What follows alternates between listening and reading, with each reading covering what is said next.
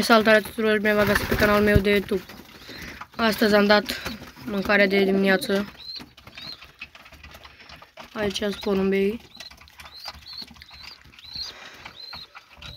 Femeia asta s-a urcat sus în pui, că s-a dus la pui.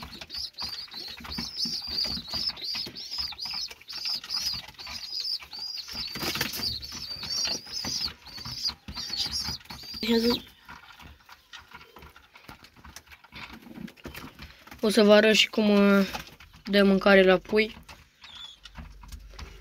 după ce îi mănâncă.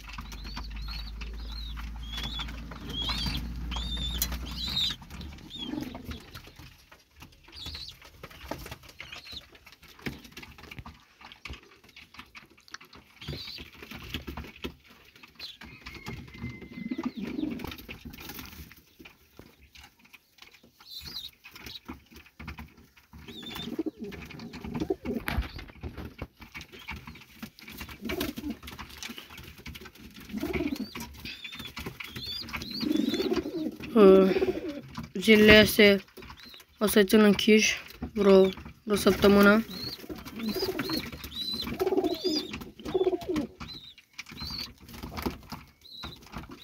Le mai dau drumul 2-3 zile și după aceea îi țin închiși o săptămână.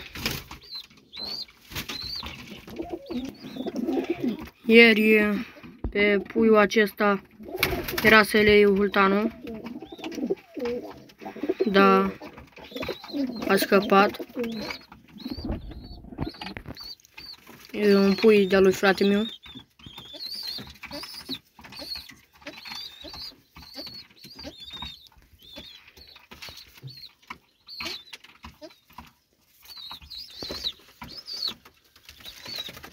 Perechea asta se făgăresc la cuib.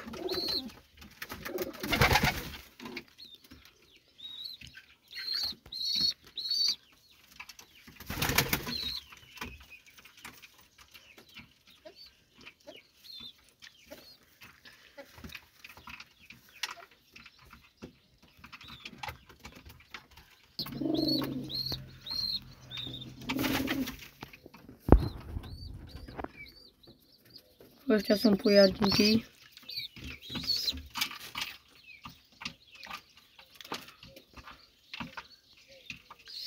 Acolo mai este un pui.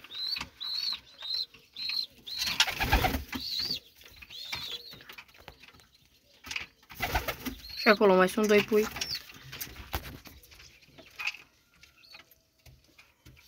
Acolo mai sunt. Acolo mai este un pui. Și acolo un pui la roșu ăla.